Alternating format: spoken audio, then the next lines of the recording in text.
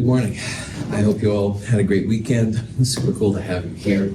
Today at 1:10, we're going to take the midterm, chapters 12, 13, 14, 12 multiple choice questions, 4 short answer questions, about 90 minutes of length.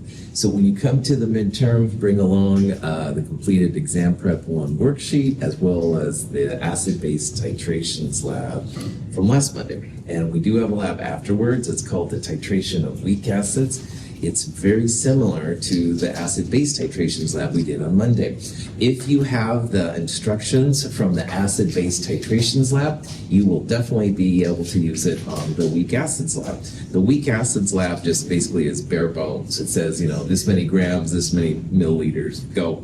But the acid and base lab, titrations lab, has the instructions how to set all of it up. And I'm sure it's kind of in your minds, but just to make sure if you bring along those instructions, you'll be good to go. Questions, any of that? Cool. So what we'll do, we'll finish the review today. We'll probably start on the solubility stuff for the next chapter. Let's go. So, next question. We've got some ammonium chloride. And the question is, what will the effect of ammonia do on the pH? So this is one of those questions, what is ammonia? How will it affect the pH, if any?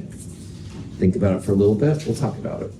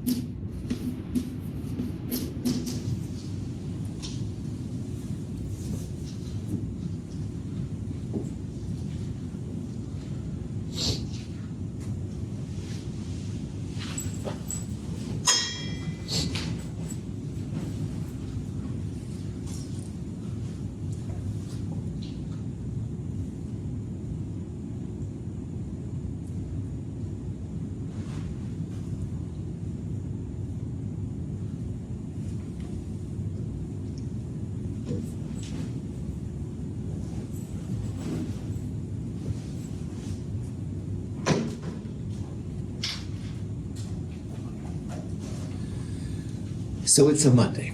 You did all kinds of stuff over the weekend. You're like, chemistry? Am I enrolled in this class? You don't remember anything from the last weeks. I understand. What you can do, look at the ammonium, because Cl minus pops off and NH4 is left, NH4 plus and NH3. And NH4 plus and NH3 are conjugates.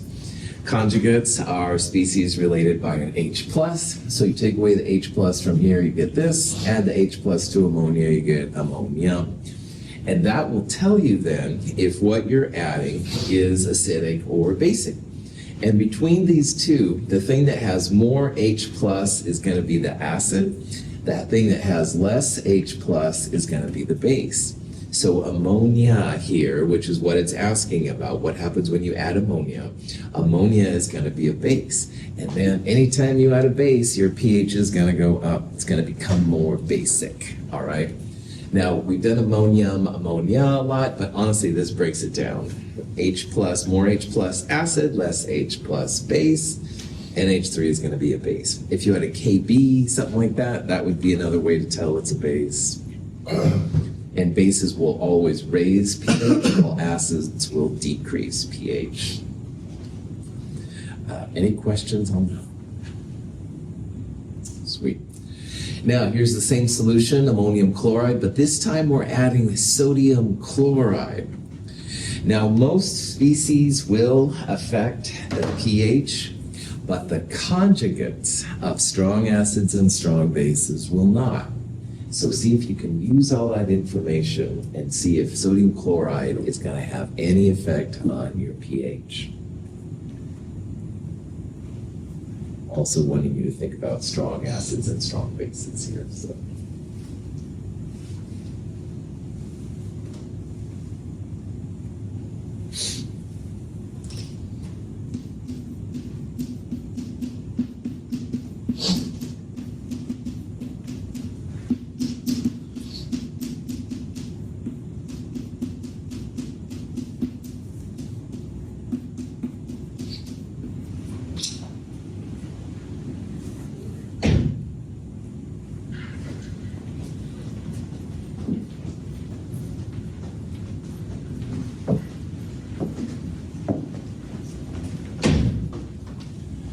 so up here we have the 3 strong bases and the 5 strong acids. And in addition to knowing that you don't need K values and stuff for these, another use for them is that the conjugates of the bases and the acids don't affect pH.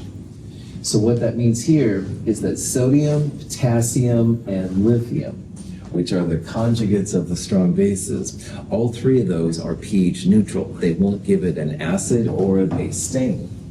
And likewise, Cl, Bri, nitrate, and perchlorate, the conjugates of the strong acids, those also have no effect on the pH. So if we're adding sodium and chloride, well, sodium is the conjugate of sodium hydroxide, chloride is the conjugate of HCl, no effect, all right? All those conjugates will not affect your pH. Now, most of them, ammonium, carbonate, phosphate, all these other weird things, they will all affect your pH. But these 8 species right here don't have any effect on your pH. So that's another reason why it's cool to know this list. So, any questions on that?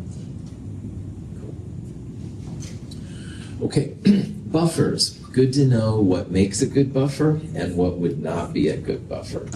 One of those combinations up there would be an ideal buffer. See if you can figure out which one it is.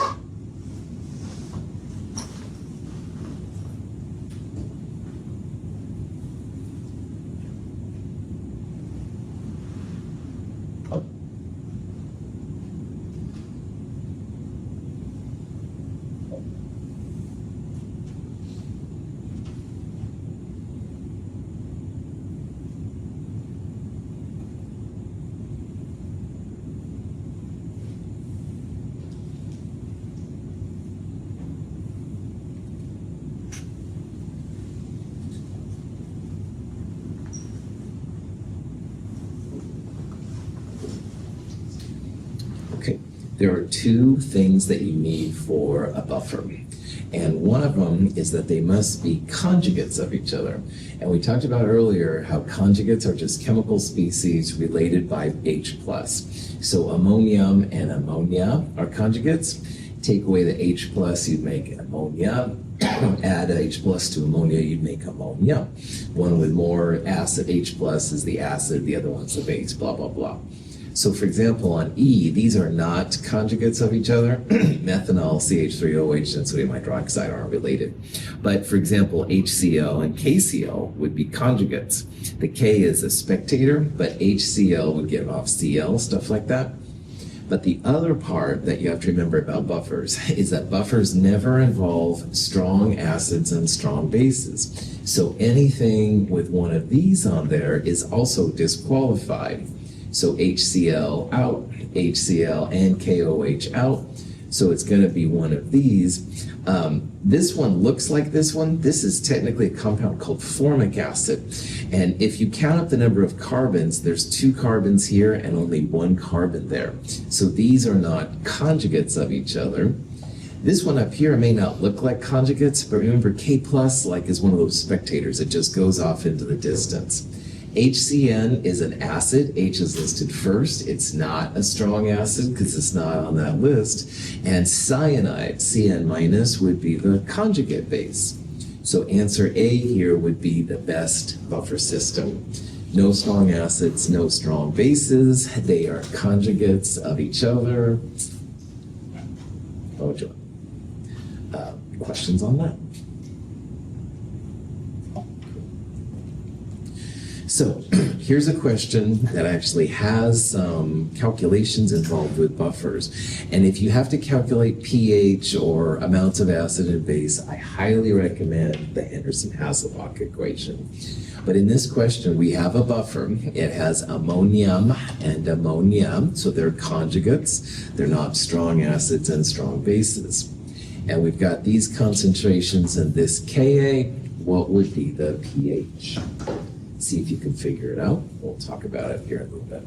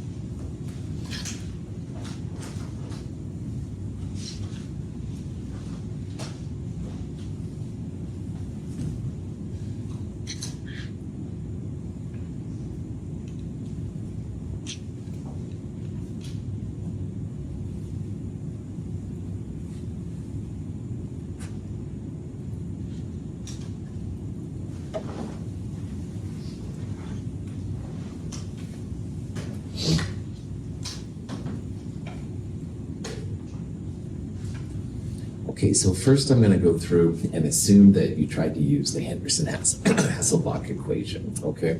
We'll talk about if you don't want to use my HH equation, which is okay, but I'll try and explain to you why I think it's so cool. You need pKa and log base over acid. How do you find the pKa?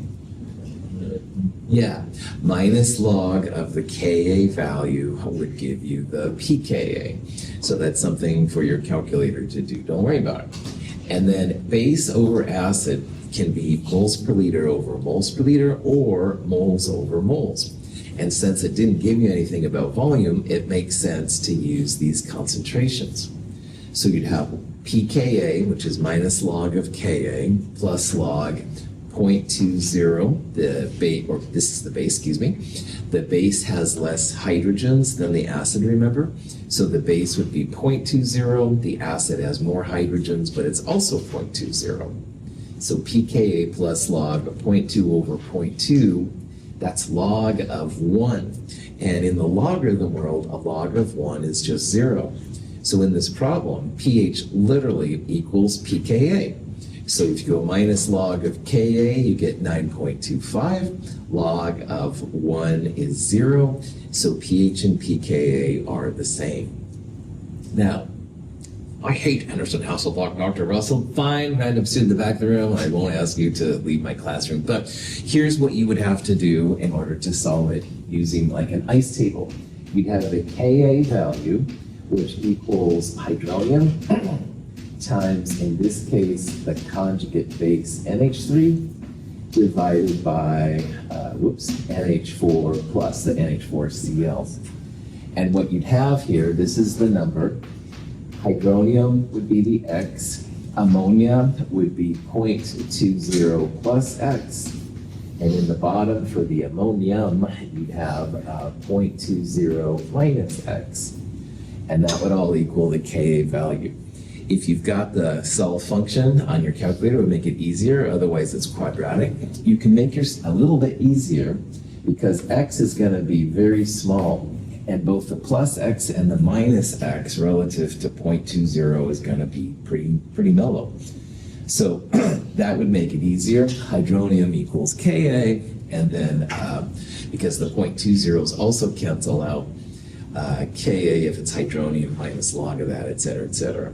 But wow, I sure think you should go through Henderson-Hasselbalch, but it's your call. Any questions? Now, in this problem, the concentrations were equal. This problem, very similar, except now the concentrations are a little bit different. So if you have the pKa from before, use it. If you don't, just minus log of that number. Base over acid, you can figure out which one is the base and the acid. We'll talk about it here in just a second. One person already has the answer. Nice job.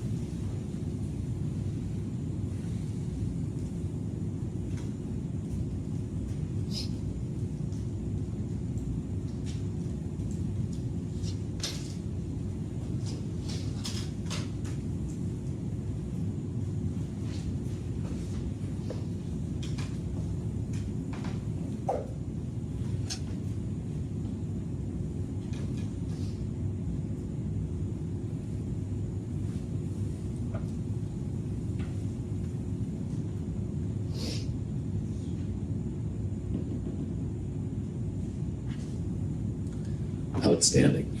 All right, so Henderson-Hasselbalch, definitely what I would think would be the way to go. Minus log of Ka, I think you get 9.25, plus log. Now in this case, you've got to know which is the base and the acid.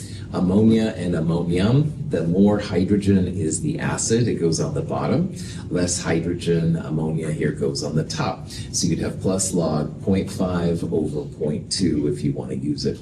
You could also do the Ka thing, but I really don't recommend it, but that would be another option. However, 9.65. Now, what's kind of cool about Henderson-Hasselbalch too, pKa was 9.25. And as you saw in the last problem, when the acid and base were equal, pH and pKa were the same. Well, here we don't have the same acid and base. As a matter of fact, we have more base than we have acid. So your final pH should be more basic because you have more base relative to acid. So that's another reason why I like HH, but I'll stop getting too excited here about Henderson-Hasselbalch. Anyway, questions? I need to get out more, but that's what goes beyond saying. Okay. All right, so here's a problem. We're looking for the volume of sodium acetate added to this much acetic acid to have a pH of 4. Now, this question would be kind of difficult if you go through the ICE table. However, remember that Henderson-Hasselbalch, you can use moles per liter over moles per liter or moles over moles. So what I would do on this problem, your pH is 4. That's what you want. pKa minus log of Ka. You can calculate that. And then over here on the base, all right, you need to know if sodium acetate or acetic acid is base or acid. Acetic acid is an acid, all right? Sodium acetate will be the base. Now, I would use moles, but I'm going to use it in a weird way because moles per liter times liters will give you the moles of something.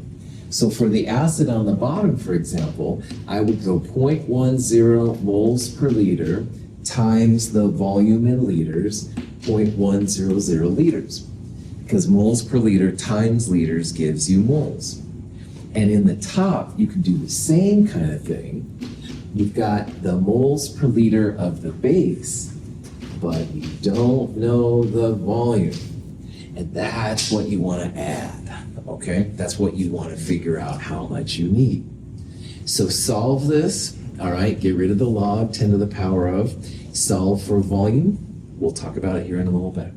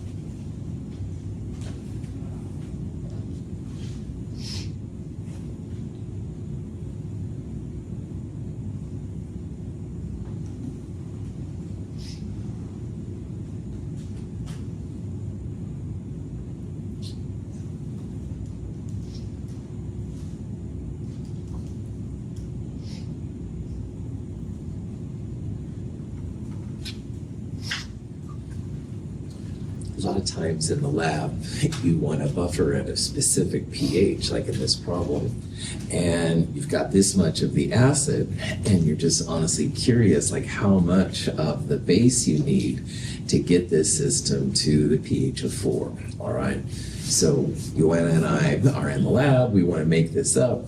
We could just start adding random amounts of base, but it would be better to have like a rough idea of what's going on. So Henderson-Hasselbalch makes this pretty sweet. Minus log of Ka minus log of this number is 4.74. So pH equals pKa, 4.00 equals 4.74 plus log. And as we talked about, we're going to use moles here. We're not going to use moles per liter. So molarity times volume in liters gives you the moles. We've got the acid part down, 0.1 liters, which is what that would be, times 0.10 moles per liter. That's going to be 0.010 moles. In the top part, the concentration of the base is also 0.10 moles per liter. And if we knew the volume then, we could figure out what this is. So you essentially want to solve for X, all right? So first subtract 4.74 from both sides. You'll have minus 0.74 on the left equals log of this action. Then to get rid of the log, you go 10 to the power of. So the left-hand side, you'll have 10 to the power of minus 0.74. That equals 0.1 times x divided by 0.01. And from there, you can solve for x. Now, x initially is in liters, so you got to turn it into milliliters. But if you do all that, you should get 18 milliliters. So here's where I found the moles of the acid. Volume in liters times moles per liter gives you moles, the 0.010. 4 minus 4.74 is minus 0.74, and take a 10 to the power of to get that value right there, and then you can solve for it. Go ahead. So because it's already a negative 0.74, you would make it a positive exponent to 10. Correct. That's right. Yeah, that's right. Leave it as it is. That's right. Okay. That's right. That would understandable be, 10 to the minus 0.74 is different than 10 to the positive 0.74. Minus log of Ka makes that positive, so it'll be a negative on the other side. Good. That's a really good question. Yeah. Cool. Any other questions? Maybe I'd say to Joanna, oh, I don't know, this math is making me nervous. Joanna and all of you can also see if this answer makes sense. So remember that if the base over acid values are equal, pH and pKa would be the same, 4.74. But we want a more acidic pH than the moles would be if they were equal, all right? So what that means is we have to have more acid than base. And the moles per liter of both the acid and the base are the same. So we used 100 milliliters of the acid. The amount of base we use should be a number that's less than 100. All right, and that's one more little trick that I can offer to kind of make sense of how this stuff works out. So these are just different things to think about. This is actually something very practical when you're making buffers. Questions? Okay, the final question is just a titration question. And we've got this graph right here, and maybe someone did write down what they were adding or whatever. We'll say pH goes from 0 to 14, and the volume goes from 0 to, say, 40. What kind of graph is this? See if you can figure out which of those possibilities up there this would represent. We'll talk about it here in a little bit.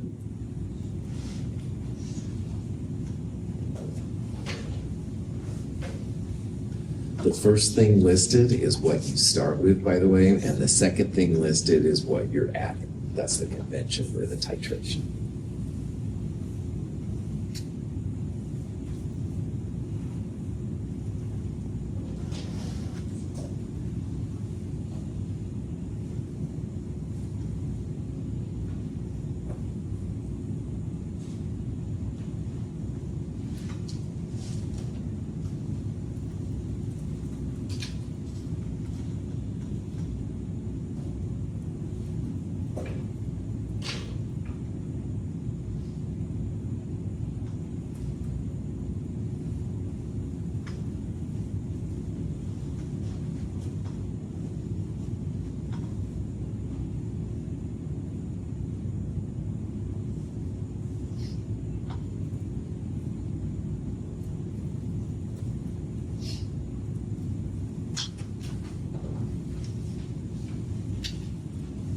Fantastic. Okay, when we did the titrations last week in lab, all of our titrations started off kind of low, and they did kind of like the S curve like that, all right? And the reason they did the S curve is we always started with an acid. Acid pHs are less than 7, and then they went up different places and over as more base was added. Now in this graph, you can see the pH is not starting acidic, it's starting basic. So we're going to have some type of base that we're starting with. So it's not going to be this one, it's not going to be that one, because those are both starting with acids. They would have pHs down there. And also, we're just not talking about weak base and weak acid interactions. They're very complicated, and honestly, they're not very helpful. So I promise it's not going to be that one, okay? It's going to be B or D here, all right? And how can we tell if the base we're starting with is strong or weak? And hint, hint, hint. What is this black dot spot called? Just regular equivalents, that's right, yeah. Half equivalents would be halfway, half equivalents would be like right there and stuff. So equivalence point is the big thing. And on a titration, this is important because that's where the moles of what you add, the titrant, the acid, equal the moles of what you started with. And the pH of that point, which you can see is less than 7, that also tells you something about the nature of the base you start with. If we had a strong base and a strong acid, what would be the pH roughly of that equivalence point? 7, yeah. And you can see that this is much less than 7, all right? That can only happen if you started with a weak base. So the two things I use to analyze it, all right, definitely start off, think about what the initial pH is. And it's basic, it's greater than 7, all right? So it's not going to be an acid. Next thing, look at that equivalence point. If that equivalence point would have been like right about there, strong acid and strong base, definitely. But this is definitely not basic at all or neutral, it's definitely acidic. So the weak base has turned into its conjugate acid at this point. That's why the pH is a little bit acidic. This isn't from the strong acid, this is the conjugate acid of the weak base that's happening. So if this was 7, then you'd have a strong acid, strong base interaction. Questions? Any of that? All right. So let's get out of this review. Should be good to go at this point. And let me do one thing here.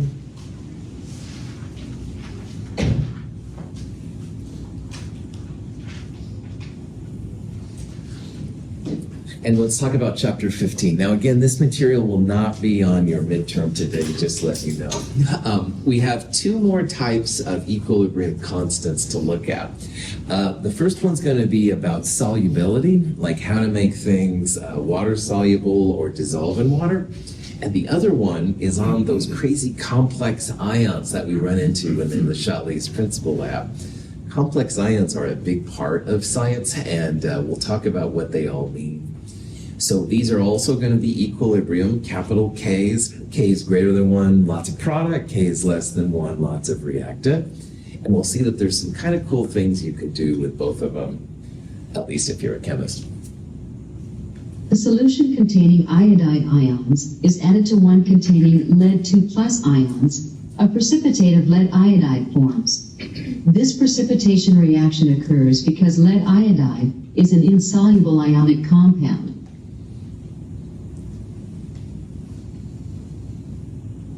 Hydrated ions release water molecules and form the ionically bonded solid.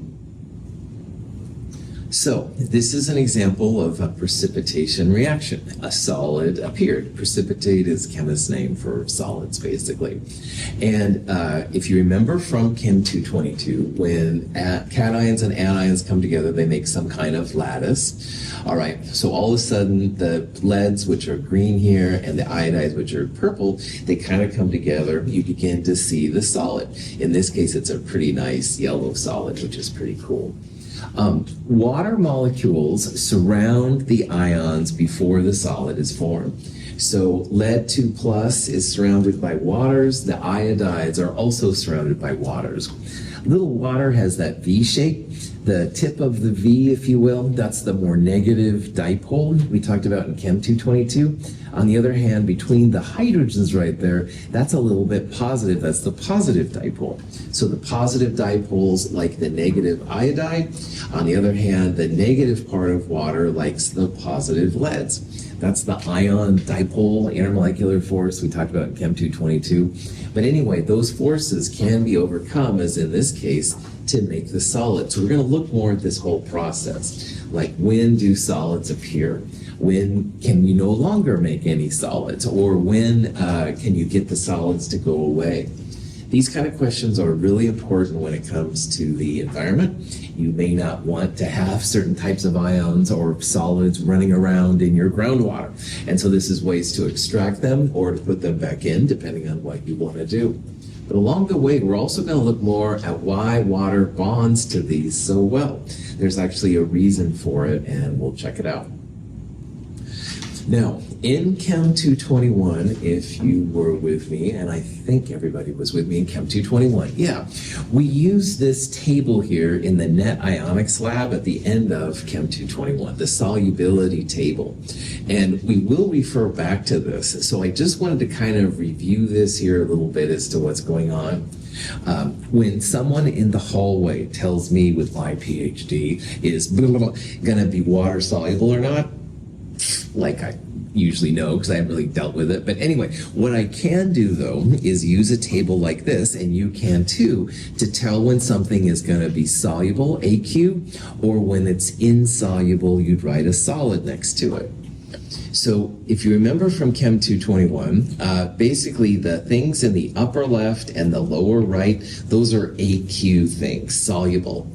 On the other hand, the things kind of here on the upper right and the things in the lower left, those are the insoluble parts where you'll write a solid next to. So for example here, let's say we wanted to know if barium nitrate would be soluble in water. Everything in this little list up here is soluble, and there are no exceptions, which is what this table is, all right? So Betsy one day is working on blah, blah, blah, acetate, and I have no idea what blah, blah is. No problem. Acetate means soluble, all right, to any degree and stuff like that. So nitrate is one of these always soluble compounds, all right? And always means normal conditions, not 100%, but under normal conditions, we would say, yeah, this is going to be soluble. Now, in 2 weeks' time, we're going to be doing a lab where we're going to look at chloride, bromide, and iodide reacting with silver, mercury, and lead. And I'm going to highlight this again. Most of the time, chlorides are going to be AQ, but there are exceptions. And the exception we're going to run into in lab are when chloride, for example, is with silver, this mercury 2 plus ion, and lead 2 plus. These you'd write a solid next to. So for example, silver chloride, you would write an S next to. It's not soluble. But in this example, barium is not one of these, excuse me, so that means barium chloride, you'd write AQ next to it.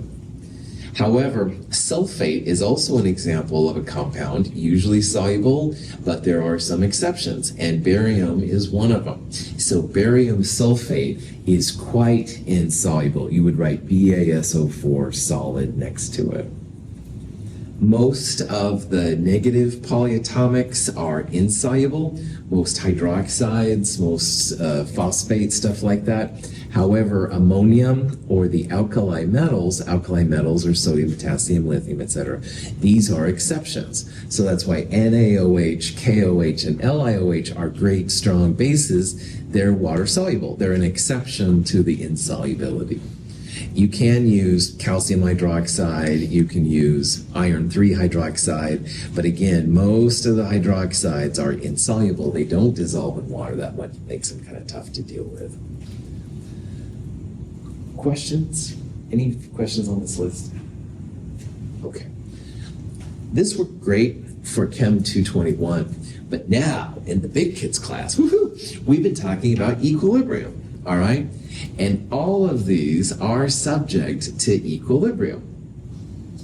So we're going to start talking about the solubility of both things which are soluble and the things which that list on the previous slide are considered insoluble. And one of the best examples is just good old table salt. Now, wow, you can put table salt in water for tons and tons and tons of it, all right, and just keep stirring it up and it dissolves. But after a while, it doesn't dissolve and it stays there. So back in the day, when I was immature, I still am, excuse me. Back in the day, a while ago, at McDonald's, they used to actually have salt shakers at the tables. They don't do that, they have little packets now. But anyway, my friends and I in high school, we thought it would be really funny for some reason to put table salt in like someone's Coke or something. All right, really nerdy. Don't do this at home, kids. Anyway, so the friend would go to the bathroom or whatever, and we'd just put in a whole bunch of salt, and they'd take a drink, and we thought it was really funny. Okay, we finally did so much salt, though, we couldn't dissolve it anymore. And this was actually a realization in terms of chemistry, because I thought you could just keep putting sodium chloride in forever and ever and ever. But there was a limit. After a while, we couldn't stir it away. And then our friend goes, "Hey, what did you put in my drink?" Ha ha. Okay. I think I matured a little bit, but we're not going to debate that. Anyway, so even the soluble compounds have a point of insolubility. And the insoluble compounds are also a little bit soluble. This is where equilibrium kicks in. So all compounds have a solubility threshold. And you can add lots of solute up to this point, but you get to this threshold, and then you start to see the solid. And that's what I discovered when we were putting salt in my friends' drinks that night. Small amount of sodium chloride is added to 100 grams of water. It dissolves. If we add more and more salt, eventually no more can dissolve in this amount of water. The quantity of salt dissolved in this solution, about 35 grams at room temperature, is a measure of sodium chloride's solubility in water. So the solubility of sodium chloride is roughly 35 grams per 100 milliliters grams of water at room temperature. All right. So in theory, you can add then about 34 grams of sodium chloride, stir it up, and it'll all go away. But when you get to 35.01, just a little bit more than that 35, that's when you're going to start seeing the precipitate. So even sodium chloride, which is very, very soluble, does have a limit. It's a limit based on the volume, it's a limit based on the temperature and all kinds of things. And that's what we're going to talk about in this section. So for any compound, you can have the solid on the reactant side and the ions that go into it on the product side. And it'll be an equilibrium like everything else. Products divided by reactants. Notice that our reactant is a solid, so it won't appear in the equilibrium expression. Any question? All right, so all salts in this kind of experiment are said to be insoluble. That's the silver group, and these three ions, which are going to be the focus of our lab in 2 weeks, which is a pretty fun lab, I think, anyway. These three metals are called the silver group because they have very similar reactivity. It's silver +1, it's lead 2+, and this weird mercury 2+. This one forms a dimer. It's very strange. But anyway, they all react with chloride, for example, to make these. They also react with bromide and iodides to make insoluble compounds. So you'll see their solids right away. Like you add sodium chloride in, stir it up, nothing. But these you will see a solid right away. However, even these compounds, the insoluble compounds, have a little bit of dissolution. There are a little bit of the ions. And the chemists can use this to do some kind of interesting things. When moderately concentrated solutions containing silver ions and chloride ions are mixed, the resulting solution is supersaturated with silver chloride. A precipitation reaction occurs until the system reaches equilibrium. In this model, the red and white molecules are water. Chloride and silver ions, gray and green respectively, are in solution. When they encounter each other, they bond, and bind with other silver chloride molecules, that have precipitated from solution to form the solid. The silver and chloride, the one little drop they added there, the silver and chlorides were still able to find each other. It's a really strong attraction. So you begin to see the solid like right away. Sodium and chloride, they can be tons of them around and they don't start making anything until you force them together, essentially. So that's the difference between when something is insoluble, which is what all three of these are considered, versus something which is soluble, sodium chloride. It does make a solid, but man, you have to blast it out in order to make it happen. So a saturated solution is just when you have the solute in liquid, but you've got enough of it that you start making precipitates, all right? These three up here, that happens really, really fast. Sodium chloride, things like that, though, it takes a lot to make it happen. So unsaturated, you don't see any precipitate. Saturated, you see precipitate. And with silver chloride, that's really easy. With sodium chloride, it's more difficult. Any questions on that? Okay. So a saturated solution just starts, you can't dissolve any more solid. You see the solid begin to crash out. And chemists are really interested in what's called the solubility. That's the threshold that you need in order to make a solid if you go over it, or not see a solid if you're under it. Solubility is usually in moles per liter molarity, although it can be, like in that example I told you with sodium chloride, it can be grams per milliliter too. We talked about 35 grams in 100 milliliters of water. Most of the time, though, in the chemistry world, we think about it as molarity. So silver chloride's been studied a lot. The solubility of that compound, 1.67 times 10 to the minus fifth moles per liter at room temperature. Now, is a concentration of 10 to the minus 5, is that a big number or a small number? Small. Small, yeah, definitely. Right on, Jade. It's a small number. In lab, we usually use like 0.1 molar kind of solutions. So this is pretty small. And what that tells the scientists is that if you get 1.68 times 10 to the minus 5 moles per liter, just a little bit over that, that's when you're going to see a solid. So it's easy to see AgCl crash out, make it precipitate, become saturated, all right? It doesn't take much to go over that threshold, that threshold that's of solubility. So this number officially is the moles of AgCl that dissolve in a liter. But because AgCl breaks down into one silver ion and one chloride ion, that also means then that the concentrations of the ions are 1.67 times 10 to the minus 5. Because this many moles per liter, that's the threshold of solubility, and that's going to make 1 to 1, so the concentrations of the ions are also equal to 1.67 times 10 to the minus fifth. So we can then figure out exactly how much free silver plus and chloride ions are running around in solution if we know the solubility. This is just kind of a fun video that shows silver chloride forming. This is one of these really sensitive, high-resolution video cameras.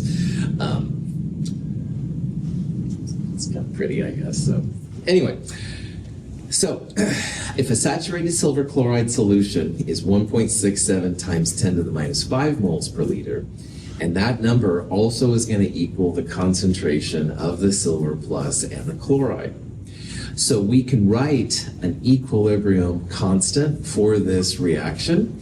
And remember, equilibrium constants, products over reactants. Don't put solids and liquids in. So this K is going to be silver plus times chloride. And silver plus times chloride are both equal to this number. So if you take it and you essentially square it or multiply it by itself, 2.79 times 10 to the minus 10th. And this type of K is called a KSP. KSP, SP is solubility product. So they call these solubility product constants. When you hear or see a KSP, it's just something based on solubility. All right, how soluble something is in water. And from the solubility, this number, you can back calculate what the solubility is of the compound. KSP is different than solubility, but they both have uses, and knowing how to turn one into the other, it's pretty cool. We'll do more of this on Wednesday. Any questions? Okay, have a great day. I'll see you at 1:30 p.m. Thank you for being here.